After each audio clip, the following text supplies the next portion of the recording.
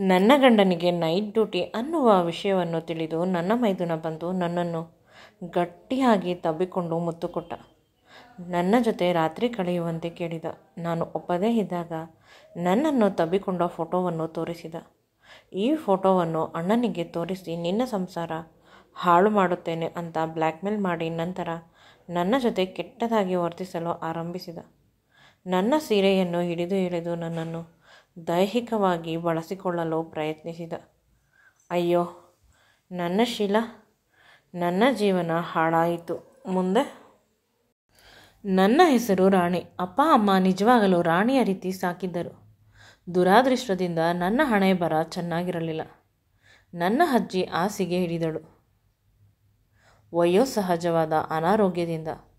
ಅವಳು ಕೇಳಿದ್ದು ಒಂದೇ, ನನ್ನ ಮಗಳ ಮದುವೆಯನ್ನು ನೋಡಬೇಕು ಅಂತ. ಆಗ ಮನೆಯಲ್ಲಿ ಯಾರೂ ಕೂಡ ನನ್ನ ಮದುವೆ ಮಾಡಲು ಇಷ್ಟಪಡಲಿಲ್ಲ. ಇನ್ನು ಚಿಕ್ಕವಳು ಓದುತ್ತಿದ್ದಾಳೆ ಅಂತ. ಅಪ್ಪ ಅಂತೂ ಅಜ್ಜಿ ಮಾತನ್ನು ಕೇಳಲಿಲ್ಲ. ಹೇಗಿದ್ದರೂ ಸಾಯುತ್ತಿದ್ದಾಳೆ, ಜೀವನವನ್ನು ಹಾಳು ಮಾಡಿ ಸಾಯುತ್ತಾಳೆ. ಅವಳ ಕೊನೆ ಇಷ್ಟಕ್ಕೆ ನನ್ನ 9ನೇ ತರಗತಿ ಓದುವ ಮಗಳಿಗೆ ಮದುವೆ ಮಾಡಲು ಸಾಧ್ಯವಿಲ್ಲ ಅಂತ ಹೇಳಿದರು.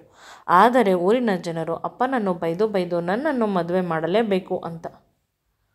ಅಪ್ಪ ಟೈಮ್ ತೆಗೆದುಕೊಂಡರೂ ಬೈದರು.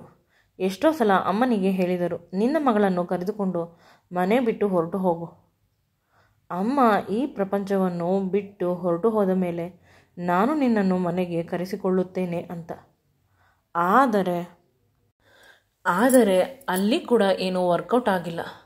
ಅಮ್ಮನ ಅಪ್ಪನ ಮನೆಯವರು ಅಜ್ಜಿಗೆ ಸೋದರ ಸಂಬಂಧ, ಸ್ವಂತ ಸಂಬಂಧ, ಅತ್ತೆ ಆಗಬೇಕು. ನಮ್ಮ ಅಜ್ಜಿ ಅವರ ಪ್ರಾಣಕ್ಕಿಂತ ನಿನಗೆ ನಿನ್ನ ಮಗಳ ಜೀವನ ದೊಡ್ಡದು ಅಂತ ಎಲ್ಲರೂ ಅಜ್ಜಿಯ ಪರ ನಿಂತರು. ಅಪ್ಪ ಅಮ್ಮ ಅವರನ್ನು ಬಿಟ್ಟು ಹೊರಟು ಹೋಗಬೇಕು ಅಂತ ಯೋಚಿಸುತ್ತಿದ್ದರು. ಊರನ್ನು ಬಿಟ್ಟು ಹೊರಟು ಹೋಗುವ ಇಂದಿನ ರಾತ್ರಿ ಚಿಕ್ಕಪ್ಪ ಮತ್ತು ಚಿಕ್ಕಪ್ಪನ ಮಕ್ಕಳು ಮಾತನಾಡುತ್ತಿದ್ದರು. ಇಂದು ಇವರೆಲ್ಲ ಊರನ್ನು ಬಿಟ್ಟು ಹೋಗಲಿ. ಆ ಮುದುಕಿಗೆ ಹುಷಾರಿಲ್ಲ. ಅವಳ ಕೈಯಲ್ಲಿ ಹೆಬ್ಬಟ್ಟು ಹಾಕಿಸಿಕೊಂಡು ಇವರ ಕೋಟಿಗಟ್ಟಲೆ ಆಸ್ತಿಯನ್ನು ನನ್ನ ಕೈಯಲ್ಲಿ ಇಟ್ಟುಕೊಳ್ಳುತ್ತೇನೆ ಅಂತ. ಆಗ ಸತ್ಯ ಹರಿತ ಅಪ್ಪ ತಿಳಿದುಕೊಂಡರು. ಅಜ್ಜಿಯ ತಲೆಕೆಡಿಸಿ ನನ್ನನ್ನು ರೋಡಿನಲ್ಲಿ ಬಿಟ್ಟು ಹೋಗುತ್ತಾರೆ. ನನ್ನ ಮಗಳ ವಿಷಯದಲ್ಲಿ ಏನಾದರೂ ಕೆಟ್ಟದ್ದು ಮಾಡಬೇಕು ಅಂತ ಚಿಕ್ಕಪ್ಪ ಮತ್ತು ಚಿಕ್ಕಪ್ಪನ ಮನೆಯವರು ಪ್ಲ್ಯಾನ್ ಮಾಡಿ ಅಜ್ಜಿಯ ತಲೆ ತುಂಬಿಸಿದ್ದಾರೆ ಅಂತ ಊರನ್ನು ಬಿಟ್ಟು ಹೋಗುವುದನ್ನು ಬಿಟ್ಟುಬಿಟ್ಟರು. ಬದಲಿಗೆ ಅಜ್ಜಿ ಜೊತೆ ಬದುಕಬೇಕು ಅಂತ ನಿರ್ಧಾರ ಮಾಡಿದರು. ನನಗೆ ಗಂಡನ್ನು ನೋಡಲು ಅಪ್ಪ ಆರಂಭ ಮಾಡಿದರು. ಸಂಬಂಧದಲ್ಲಿ ತುಂಬ ಜನ ಚಂದದ ಹುಡುಗರು ಇದ್ದರೂ ಕೂಡ ಅಪ್ಪ ಅಮ್ಮ ಒಪ್ಪಲಿಲ್ಲ. ಹೊಸ ಸಂಬಂಧ ಬೇಕು, ಹೊಸ ಬೀಗರು ಬೇಕು ಅಂತ. ಅಪ್ಪ ಅಮ್ಮನ ಒಬ್ಬಳೆ ಮಗಳು ನಾನು. ಅದಕ್ಕಾಗಿ ಸಂಬಂಧಿಕರು ಆಸ್ತಿಗಾಗಿ ಇಷ್ಟಪಟ್ಟಿದ್ದರು. ಅಪ್ಪನಿಗೆ ಮನೆ ಹಳೆಯ ಬೇಕಿತ್ತು, ಒಬ್ಬ ನಂಬಿಕಸ್ಥ. ಆ ರೀತಿ ಹುಡುಗ ಇದ್ದರೆ ನೋಡಿ. ಹುಡುಗನ ಮನೆಯವರು ತೀರಾ ಬಡವರು ಆದರೂ ಪರವಾಗಿಲ್ಲ, ನಮಗೆ ಕೇವಲ ಅವರ ಸ್ವಂತ ಬುದ್ಧಿಯನ್ನು ಹೊಂದಿರುವ ಮಗ ಕೊಟ್ಟರೆ ಸಾಕು. ನನ್ನ ಮಗಳನ್ನು ಪ್ರೀತಿಸುವ, ಅವಳನ್ನು ಚೆನ್ನಾಗಿ ನೋಡಿಕೊಳ್ಳುವ, ನಮ್ಮ ಮನೆಗೆ ಒಂದು ಹುಡುಗನ ರೀತಿ ಇರುವ ಅಂತ. ಅಪ್ಪ ಅವರ ಗೆಳೆಯನ ಜೊತೆ ಮಾತನಾಡುತ್ತಾ ಬರುತ್ತಿದ್ದಾಗ ಯಾರೋ ಅವರ ಕೈಯಲ್ಲಿದ್ದ ಫೋನನ್ನು ಕಿತ್ತುಕೊಂಡು ಓಡಿ ಹೋದರು. ಅಪ್ಪ ಅವನ ಹಿಂದೆ ಓಡಿ ಹೋದರೂ ಕೂಡ ಅವನನ್ನು ಹಿಡಿಯಲು ಸಾಧ್ಯವಾಗಲಿಲ್ಲ. ಆಗ ಅಲ್ಲಿ ಒಬ್ಬ ಹುಡುಗ ಓಡಿ ಹೋಗಿ ಆ ಫೋನನ್ನು ಆ ಹುಡುಗನ ಬಳಿ ಕಿತ್ತುಕೊಂಡನು. ಕಳ್ಳತನ ಮಾಡಿದ್ದ ಹುಡುಗನಿಗೆ ಚೆನ್ನಾಗಿ ಹೊಡೆದನು. ಅವನನ್ನು ನೋಡಿ ಅಪ್ಪನಿಗೆ ಖುಷಿಯಾಯಿತು. ಕೇವಲ ಒಂದು 24-25 ವಯಸ್ಸಿರಬೇಕು. ನೋಡಲು ಒಳ್ಳೆಯವನ ರೀತಿ ಕಾಣುತ್ತಾನೆ, ಆದರೆ ಬಡವನ ರೀತಿ ಇದ್ದಾನೆ. ಅವನು ಫೋನನ್ನು ಕೊಟ್ಟಾಗ ಅಪ್ಪ ಅವನ ಕೈಗೆ 1000 ರೂಪಾಯಿ ಕೊಟ್ಟರು. ಆ ದುಡ್ಡನ್ನು ಇಟ್ಟುಕೋ ಅಂತ ಅವನು ಒಪ್ಪಲಿಲ್ಲ. ಇದಾದ 2 ದಿನಕ್ಕೆ ಆ ಹುಡುಗ ಯಾರು ಅಂತ ಅಪ್ಪನಿಗೆ ತಿಳಿಯಿತು. ನಮ್ಮ ಊರಲ್ಲಿ ಇರುವುದು. ಇಷ್ಟು ದಿನ ನನ್ನ ಕಣ್ಣಿಗೆ ಏಕೆ ಬಿದ್ದಿಲ್ಲ ಅಂದರೆ ಅವನು ಸಿಟಿಯಲ್ಲಿ ಓದುತ್ತಾ ಇದ್ದಾನಂತೆ. ಡಿಗ್ರಿ ಆಗಿದೆ ಅಂತ, ಕೆಲಸಕ್ಕೆ ಪರದಾಡುತ್ತಿದ್ದಾನೆ ಅಂತ ಯಾರೋ ಹೇಳಿದರು. ಅಪ್ಪ ಅವರ ಮನೆಗೆ ಹೋಗಿ ನನ್ನ ಮಗಳಿಗೆ ನಿಮ್ಮ ಮಗನನ್ನು ಕೊಡುತ್ತೀರಾ ಅಂದಾಗ ಅವರ ಮನೆಯಲ್ಲಿ ಅಪ್ಪನ ಕಾಲಿಗೆ ಹೂವನ್ನು ಹಾಕಿ ಒಪ್ಪಿಕೊಂಡರು.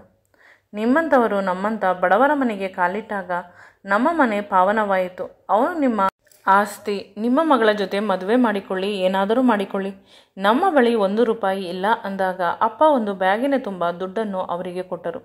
ಈ ದುಡ್ಡನ್ನು ಇಟ್ಟುಕೊಂಡು ನಿಮ್ಮ ಕಡೆಯಿಂದ ಮದುವೆಯನ್ನು ಮಾಡಿ, ಇನ್ನೂ ದುಡ್ಡು ಬೇಕಾದರೂ ತಂದು ಕೊಡುತ್ತೇನೆ. ನನ್ನ ಆಸೆ ಒಂದೇ, ನನ್ನ ಮಗಳನ್ನು ಚೆನ್ನಾಗಿ ನೋಡಿಕೊಳ್ಳಬೇಕು, ನನಗೆ ಮನೆ ಹಳೆಯಬೇಕು ಅಂತ ಅವರು ಹೇಳಿದರು. ಅಪ್ಪ ಅಮ್ಮ ಖುಷಿಯಿಂದ ಒಪ್ಪಿಕೊಂಡರು. ಅವರ ಮನೆಯಲ್ಲಿ ಹುಡುಗನಿಗೆ ಒಬ್ಬ ತಮ್ಮ ಇದ್ದಾನಂತೆ, ಅಕ್ಕನಿಗೆ ಮದುವೆ ಆಗಿದೆಯಂತೆ.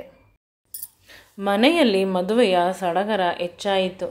ನನಗೂ ಕೂಡ ಮದುವೆ ಅಂದರೆ ಇಷ್ಟ. ಓದಿನ ಕಡೆ ಇಷ್ಟೊಂದು ಗಮನ ಇರಲಿಲ್ಲ. ಅಪ್ಪ ಓದುವುದು ಅಂತ ಹೇಳುತ್ತಾ ಇದ್ದಿದ್ದಕ್ಕೆ ಅಪ್ಪನಿಗೆ ಬೇಸರ ಮಾಡಬಾರದು ಅಂತ ಓದುತ್ತಿದ್ದೆ. ಈಗ ಮದುವೆ ಎಂದಾಗ ತುಂಬ ಖುಷಿಯಾಯಿತು. ಮದುವೆಗಿಂತ ಹೆಚ್ಚಾಗಿ ನನಗೆ ಓದುವುದು ಇಲ್ಲ ಅಂತ ಖುಷಿ. ಒಂದೇ ವಾರದಲ್ಲಿ ಅಪ್ಪ ದೇವಸ್ಥಾನದಲ್ಲಿ ಅದ್ಧೂರಿಯಾಗಿ ಮದುವೆ ಮಾಡಿದರು. ಊರಿನ ಜನರೆಲ್ಲ ಊಟ ಬಟ್ಟೆಯನ್ನು ಕೊಟ್ಟರು. ಒಮ್ಮೆ ನನಗೆ ಖುಷಿಯಾಗುತ್ತಿತ್ತು, ನನ್ನ ಅಪ್ಪ ಎಷ್ಟು ಒಳ್ಳೆಯವರು, ಅಷ್ಟೊಂದು ಒಳ್ಳೆಯ ಅಪ್ಪನನ್ನು ನಾನು ಜೀವನದಲ್ಲಿ ನೋಡಿಲ್ಲ. ಕೇವಲ ತನ್ನ ಮಗಳ ಮದುವೆ ಅಂತ ಇಡೀ ಊರಿಗೆ ಊಟ ಬಟ್ಟೆ ಕೊಟ್ಟವರು. ಹುಡುಗ ನೋಡಲು ತುಂಬ ಸುಂದರವಾಗಿದ್ದ. ನನಗೆ ಒಳ್ಳೆಯ ಜೋಡಿ ಅಂತ ಪ್ರತಿಯೊಬ್ಬರು ಹೇಳುತ್ತಿದ್ದರು. ಮೇಡ್ ಫಾರ್ ಈಚ್ ಅದರ್ ಅಂತ. ಅಷ್ಟೇ ಸಾಕು ನನ್ನ ಮನಸ್ಸಿನಲ್ಲಿ ಅವನಿಗೆ ಜಾಗ ಮಾಡಿಕೊಳ್ಳಲು. ಇಂದು ಮದುವೆಯಾದ ದಿನ. ಹೊಸಲಿಂದ ಒಳಗೆ ಬರಬೇಕಾದಾಗ ಎಲ್ಲರೂ ನಿನ್ನ ಗಂಡನ ಹೆಸರು ಹೇಳೋ ಅಂದಾಗ ನಿಜವಾಗಲೂ ನನಗೆ ಹೆಸರು ಗೊತ್ತಿಲ್ಲದೆ ನಾಚಿಕೆಯಿಂದ ತಲೆ ಬಗ್ಗಿಸಿದೆ. ಆಗ ಅವನೇ ನನಗೆ ಕಿವಿಯಲ್ಲಿ ಮಧು ಅಂತ ಹೇಳು ಅಂತ ಹೇಳಿದ. ನಾನು ತುಂಬ ನಾಚಿಕೆಯಿಂದ ವಯ್ಯಾರದಿಂದ ಕೈಕಾಲನ್ನು ತಿರುಗಿಸುತ್ತಾ ಮಧು ಅಂತ ಹೇಳಿದೆ.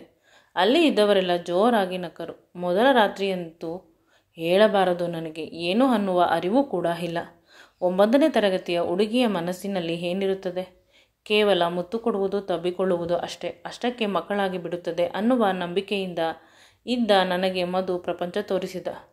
ನಾನು ಶ್ರೀಮಂತರ ಮನೆಯ ಮಗಳು, ಅವನ ಬದುಕನ್ನು ಉದ್ಧಾರ ಮಾಡುತ್ತಿರುವ ದೇವತೆ ಅನ್ನುವ ಋಣದ ಭಾರ ಅವನಿಗೆ ಇದ್ದಿದ್ದರಿಂದ ನನಗೆ ಸ್ವಲ್ಪ ಕೂಡ ನೋವಾಗದಂತೆ ನನ್ನ ಜೊತೆ ವರ್ತಿಸಿದ. ಕ್ರಮೇಣ ನಮ್ಮಿಬ್ಬರ ಪ್ರೀತಿ ಅಧಿಕ ಆಗುತ್ತಾ ಹೋಯಿತು.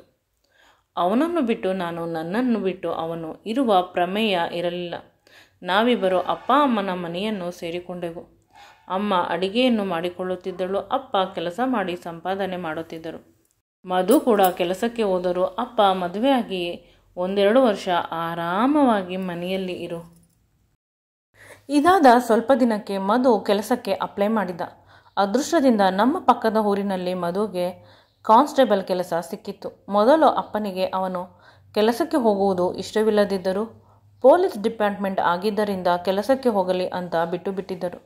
ಏಕೆಂದರೆ ಈಗ ಕಾನ್ಸ್ಟೇಬಲ್ ಆಗಿರುವವನು ನಂತರ ಇನ್ಸ್ಪೆಕ್ಟರ್ ಆಗುತ್ತಾನೆ, ನಮಗೆ ಸ್ವಲ್ಪ ಪವರ್ ಇರುತ್ತದೆ. ಹೇಗಿದ್ದರೂ ನಾನು ಗಟ್ಟಿಮುಟ್ಟಿ ಇದ್ದೇನೆ, ಎಲ್ಲ ಕೆಲಸವನ್ನು ಮಾಡಿಕೊಳ್ಳುತ್ತಿದ್ದೇನೆ ಅಂತ ಅಪ್ಪ ಧೈರ್ಯವಾಗಿ ಇದ್ದರು. ಅದೇ ರೀತಿ ಆಯಿತು.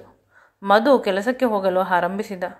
ಅವನನ್ನು ಒಬ್ಬ ಒಳ್ಳೆಯ ಕೆಲಸಗಾರ ಅಂತ ಪ್ರತಿಯೊಬ್ಬರು ಹೇಳುತ್ತಿದ್ದರು. ನಾನು ತುಂಬ ಖುಷಿಯಿಂದ ಇದ್ದೆ. ನನ್ನ ಗಂಡ ಪೊಲೀಸ್ ಅಂತ ಯಾರಾದರೂ ಏನಾದರೂ ಹೇಳಿದರೆ ಈ ಮಧ್ಯೆ ತುಂಬ ಅವರನ್ನು ಟೀಸ್ ಮಾಡುತ್ತಿದ್ದೆ. ನನ್ನ ಅತ್ತೆ ಅನಾರೋಗ್ಯದಿಂದ ಬಳಲುತ್ತಿದ್ದರು. ಊರಿನ ಜನರೆಲ್ಲ ಒಂದೇ ಊರು ಆಗಿದ್ದರೂ ಹೋಗುತ್ತಿಲ್ಲ ಸೊಸೆ ಅಂತ ತುಂಬ ಬೇಸರದಿಂದ ಕೊಂಕಾಗಿ ಮಾತನಾಡುತ್ತಿದ್ದರು. ಅವರ ಬಾಯಿ ಮುಚ್ಚಲಿ ಅಂತ ಅಮ್ಮ ನನ್ನನ್ನು ಸ್ವಲ್ಪ ದಿನದ ಮಟ್ಟಿಗೆ ಅವರ ಮನೆಯಲ್ಲಿ ಇದ್ದು ಬಾ ಅಂತ ಕಳಿಸಿದಳು. ಮಧು ಕೂಡ ಈಗ ಇಲ್ಲೇ ಬರುತ್ತಿದ್ದ.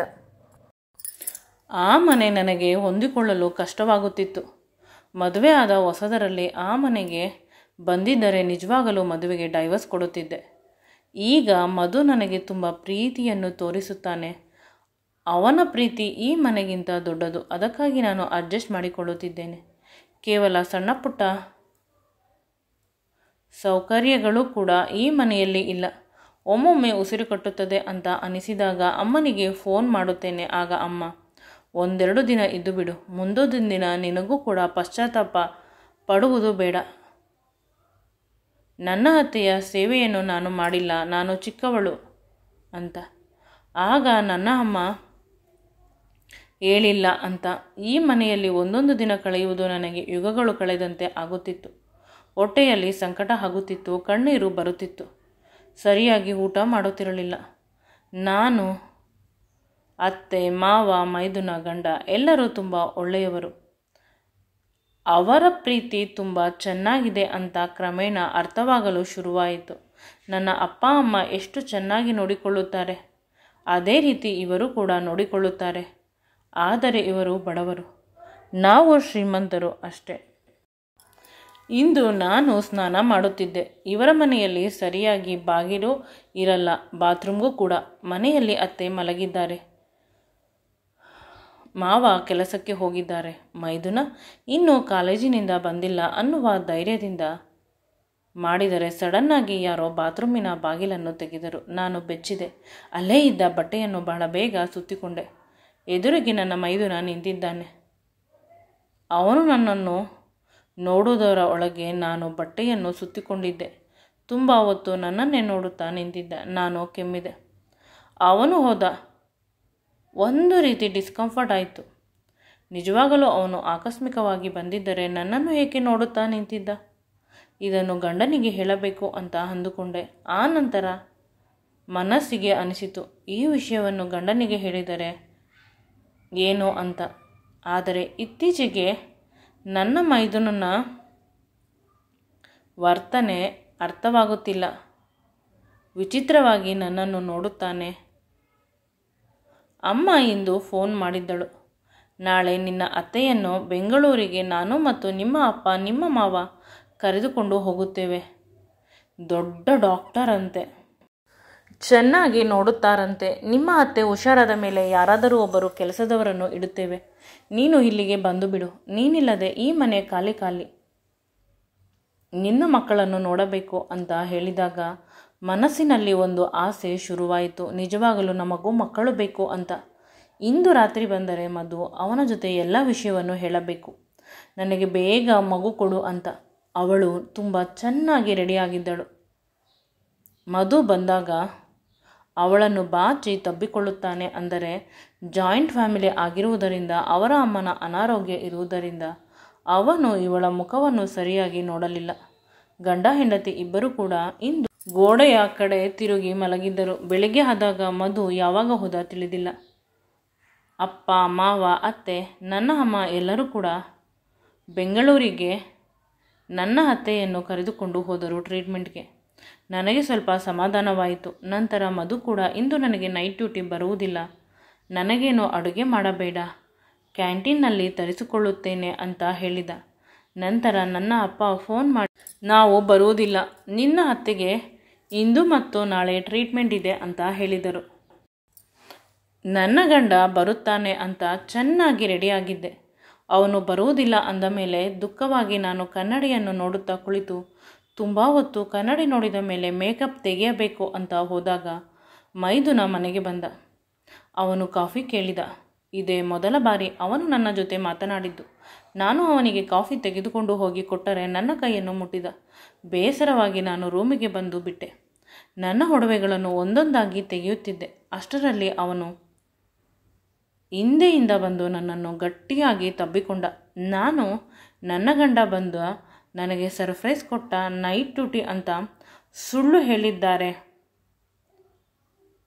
ಅದು ನನ್ನ ಗಂಡ ಅಲ್ಲ, ನನ್ನ ಮೈದುನ. ಅವನನ್ನು ನೋಡಿ ನಾನು ಬೆಚ್ಚಿದೆ. ಏಕೆ ಈ ರೀತಿ ಕೆಲಸ ಮಾಡುತ್ತಿದ್ದೀಯಾ ಅಂದಾಗ, ನಾನು ನಿನಗೆ ಅತ್ತಿಗೆ, ನಿನ್ನ ಅಣ್ಣನ ಹೆಂಡತಿ ಅಂದಾಗ, ಅತ್ತಿಗೆ ಆದರೇನು ಯಾರಾದರೇನು, ನನಗೆ ನೀನು ಬೇಕು. ನಿನ್ನನ್ನು ನೋಡಿದ ದಿನದಿಂದ ನನಗೆ ತಲೆ ಕೆಟ್ಟು ಹೋಗಿದೆ ಅಂತ ನನ್ನ ಮೇಲೆ ಬೀಳಲು ಶುರು ಮಾಡಿದ. ನಾನು ಅವನನ್ನು ದೂರ ತಳ್ಳಲು ಪ್ರಯತ್ನಿಸಿದರೂ ಅವನು ದೂರ ಹೋಗುತ್ತಿಲ್ಲ. ಪುನಃ ಅವನು ಬಂದು ನನ್ನನ್ನು ಗಟ್ಟಿಯಾಗಿ ತಬ್ಬಿಕೊಳ್ಳಲು ಪ್ರಯತ್ನಿಸುತ್ತಿದ್ದಾನೆ. ಆದರೆ ನಾನು ಅವನನ್ನು ತಳ್ಳುತ್ತಿದ್ದೇನೆ. ಮೈದುನ, ಇದೊಂದೇ ರಾತ್ರಿ ನನ್ನ ಜೊತೆ ಕಳೆದು ಬಿಡು. ನನಗೆ ನಿನ್ನನ್ನು ಬಿಟ್ಟು ಇರಲು ಸಾಧ್ಯವಿಲ್ಲ. ಇನ್ನೆಂದು ಬಲವಂತ ಮಾಡುವುದಿಲ್ಲ ಅಂತ ನನ್ನ ಕಾಲನ್ನು ಹಿಡಿದ. ನಾನು ಒಪ್ಪಲಿಲ್ಲ. ನಂತರ ನನ್ನ ಸೀರೆಯನ್ನು ಹರಿದ.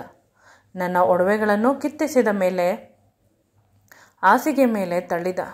ಇನ್ನೇನು ಅವನು ಕೂಡ ಬಟ್ಟೆಯನ್ನು ತೆಗೆಯಬೇಕು. ಅಷ್ಟರಲ್ಲಿ ಯಾರೋ ಜೋರಾಗಿ ಮನೆಯ ಬಾಗಿಲನ್ನು ತಟ್ಟುತ್ತಿದ್ದಾರೆ. ಆಗ ನನಗೆ ಹೋದ ಪ್ರಾಣ ಬಂದಂತಾಯಿತು. ಅವನು ಬಟ್ಟೆಯನ್ನು ಹಾಕಿಕೊಂಡು ಕಿಟಕಿಯಿಂದ ಹೊರಗೆ ಹೋದ.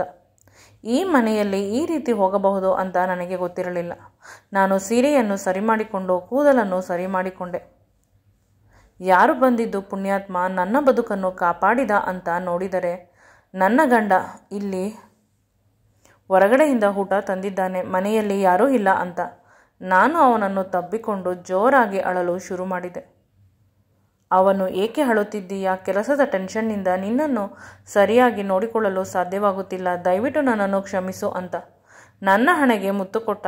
ನನ್ನ ಅಸ್ತವ್ಯಸ್ತವಾಗಿರುವ ಬಟ್ಟೆಯನ್ನು ನೋಡಿ, ಸೀರೆಯನ್ನು ಉಡಬೇಡ, ನೈಟಿ ಹಾಕು ಸಾಕು ಅಂತ ಹೇಳಿ ಅವನು ಫ್ರೆಶ್ ಆಗಿ ಬಂದ. ನಾನು ಕೂಡ ಫ್ರೆಶ್ ಆಗಿ ನೈಟಿ ಹಾಕಿಕೊಂಡು ಬಂದೆ. ನನ್ನ ಗಂಡನಿಗೆ ಈ ವಿಷಯವನ್ನು ಹೇಳುವ ಮನಸ್ಸಾಗಿಲ್ಲ. ಬದಲಿಗೆ ಇಬ್ಬರು ಊಟ ಮಾಡಿದೆವು, ಒಟ್ಟಿಗೆ ಮಲಗಿದೆವು. ರಾತ್ರಿ ಅದ್ಭುತವಾಗಿತ್ತು. ಅವನು ತೋರಿಸುವ ಪ್ರೀತಿಯ ಮುಂದೆ ಈ ರೀತಿ ನೋವುಗಳು ಸಂಪೂರ್ಣವಾಗಿ ಮರೆತು ಹೋಗುತ್ತದೆ. ಮಾರನೇ ದಿನ ಬೆಳಿಗ್ಗೆ ಬೇಗ ಎದ್ದಿದ್ದೆ. ಮುಂದೆ ನೀರಾಕೋಣ ಅಂತ. ಆಗ ಯಾವುದೋ ಒಂದು ಚಿಕ್ಕ ಹುಡುಗ ನನ್ನ ಕೈಗೆ ಚೀಟಿ ಕೊಟ್ಟು ಹೋದ. ಅದು ನನ್ನ ಮೈದುನ ಕಳಿಸಿದ್ದ ಚೀಟಿ. ಅದರಲ್ಲಿ ಬರೆದಿತ್ತು, ಅತ್ತಿಗೆ ದಯವಿಟ್ಟು ಕ್ಷಮಿಸಿ, ಇತ್ತೀಚೆಗೆ ನನ್ನ ಗೆಳೆಯರು ಪೊಲೀಸ್ ಚಿತ್ರಗಳನ್ನು ತೋರಿಸಿ ನನ್ನ ಮನಸ್ಸನ್ನು ಕೆಡಿಸಿದ್ದರು. ಆದ್ದರಿಂದ ನಾನು ನಿಮ್ಮ ಜೊತೆ ಆ ರೀತಿ ನಡೆದುಕೊಂಡೆ. ಆದರೆ ಅದೃಷ್ಟದಿಂದ ಯಾವುದೇ ಅಚಾತುರ್ಯ ನಡೆದಿಲ್ಲ. ಆದರೂ ಕೂಡ ನನ್ನ ಮನಸ್ಸಿನಲ್ಲಿ ಆ ತುಪ್ಪು ಬಂದಿದ್ದು ತಪ್ಪೆ. ನಿಮ್ಮ ಮುಖವನ್ನು ನೋಡುವ ಧೈರ್ಯ ನನಗೆ ಇಲ್ಲ. ನನ್ನ ಪಾಪಗಳನ್ನು ಕಳೆದುಕೊಂಡ ಮೇಲೆ ಊರಿಗೆ ಬರುತ್ತೇನೆ. ಅಲ್ಲಿಯವರೆಗೂ ಅಣ್ಣನಿಗೆ ಹೇಳಿಬಿಡಿ ನಾನು ಕೆಲಸದ ಮೇಲೆ ಹೋಗಿದ್ದೇನೆ ಅಂತ. ಆದರೆ ದಯವಿಟ್ಟು ಯಾವುದೇ ಕಾರಣಕ್ಕೂ ಈ ವಿಷಯವನ್ನು ಯಾರಿಗೂ ಹೇಳಬೇಡಿ. ನನ್ನ ಮೇಲೆ ಎಲ್ಲರೂ ಅಸಹ್ಯ ಪಟ್ಟಿಕೊಳ್ಳುತ್ತಾರೆ. ದಯವಿಟ್ಟು ನನ್ನನ್ನು ಕ್ಷಮಿಸಿ ಅಂತ ಬರೆದಿದ್ದ. ಅದನ್ನು ಓದಬೇಕಾದಾಗ ನನ್ನ ಕಣ್ಣುಗಳಲ್ಲಿ ಕಣ್ಣೀರು ಬರುತ್ತಿತ್ತು. ಒಮ್ಮೊಮ್ಮೆ ಕೇವಲ ಕೆಟ್ಟವರು ಮಾತ್ರ ಕೆಟ್ಟ ಕೆಲಸ ಮಾಡುವುದಿಲ್ಲ, ಒಳ್ಳೆಯವರು ಕೂಡ ಈ ಮೋಹದ ಬಲೆಗೆ ಸಿಕ್ಕಿ ಕೆಟ್ಟ ಕೆಲಸ ಮಾಡುತ್ತಾರೆ. ಈ ಪತ್ರವನ್ನು ಓದಿದ ಮೇಲೆ ನನಗೆ ಅವನ ಮೇಲೆ ನಿಜವಾಗಲೂ ಕರುಣೆ ಬಂತು. ಏಕೆಂದರೆ ನನಗಿಂತ ಹೆಚ್ಚು ನೋವನ್ನು ಪಶ್ಚಾತ್ತಾಪದಿಂದ ಅವನು ಪಡುತ್ತಿದ್ದಾನೆ. ಇಲ್ಲಿ ಇದ್ದರೆ ಸಮಾಧಾನ ಮಾಡಬಹುದು, ಆದರೆ ನಿನ್ನೆ ಆದ ಕೆಲಸದಿಂದ ಸ್ವಲ್ಪ ಇಬ್ಬರಿಗೂ ಡಿಸ್ಟೆನ್ಸ್ ಬೇಕು. ನಾನು ಇದನ್ನು ಮರೆಯಬೇಕು, ಅವನು ಮರೆಯಬೇಕು. ಸ್ವಲ್ಪ ದಿನಗಳಾದ ಮೇಲೆ ಬರಲಿ, ಒಳ್ಳೆಯ ಮನುಷ್ಯನಾಗಿ ತನ್ನನ್ನು ತಾನು ಪರಿವರ್ತನೆ ಮಾಡಿಕೊಂಡು ಅಂತ ಆ ದೇವರ ಬಳಿ ಪ್ರಾರ್ಥನೆ ಮಾಡಿಕೊಂಡೆ. ಬಾಗಿಲ ಬಳಿ ಅಳುತ್ತಾ ನಿಂತಿದ್ದ ನನ್ನನ್ನು ನೋಡಿ ನನ್ನ ಗಂಡ ಏನಾಯಿತು ಅಂತ ಕೇಳಿದ. ನಾನು ಏನೂ ಇಲ್ಲ ಅಂತ ತಲೆ ಅಲ್ಲಾಡಿಸಿ ಅವನ ಬಳಿ ಬಂದು ಅವನ ಎದೆಗೆ ನನ್ನ ತಲೆ ಕೊಟ್ಟು ಅವನನ್ನು ಗಟ್ಟಿಯಾಗಿ ತಬ್ಬಿಕೊಂಡೆ. ಅವನು ನನ್ನ ತಲೆ ಕೂದಲನ್ನು ಸವರುತ್ತಿದ್ದ. ನಮ್ಮಿಬ್ಬರ ಹೊಸ ಬದುಕಿನ ಹೊಸ ಪಯಣದ ದಾರಿ ಈಗ ಸುಗಮವಾಗುತ್ತದೆ ಅಂತ ಅನಿಸಿತು. ಈ ವಿಡಿಯೋ ನಿಮಗೆ ಇಷ್ಟವಾಗಿದ್ದಲ್ಲಿ ನನ್ನ ಚಾನಲನ್ನು ಲೈಕ್ ಮಾಡಿ, ಶೇರ್ ಮಾಡಿ ಮತ್ತು ಸಬ್ಸ್ಕ್ರೈಬ್ ಮಾಡಿ. Thanks for watching and keep supporting me always.